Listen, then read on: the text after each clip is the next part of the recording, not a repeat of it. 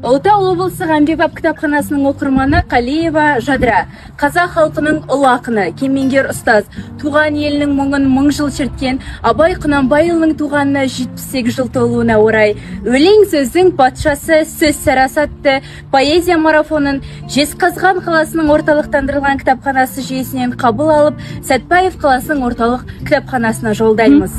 Өлең сөздің патшасы сөз сарасы, қиыннан қиыстырар ерданасы, тілге жеңіл жүрекке жылы тиіп, теп-тегіз жұмыр келсін айналасы.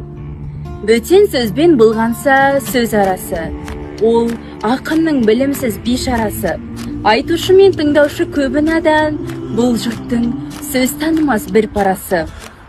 Әуелі аят хадис сөздің басы, қосарлы бәйт мысал келді арасы. Қисынымен қызықты болмаса сөз, неге айтсын пайғамбар мен он алласы. Мешіттің құтпа оқыған ғұламасы, мінәжат уәлилердің зарналасы. Бір сөзін бір сөзіне келістірер, әрбірі келгенше өз шамасы. Өлеңге әркімнің ақпар таласы, сонда да солардың бар таңдамасы. Іші алтын, сырты күміс сөз жақсысын, қазақтың келістірер қай баласы.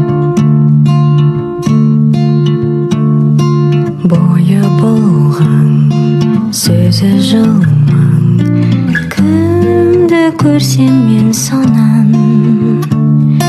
Бетті бастым, қатты састым, тура қаштым жалма жан.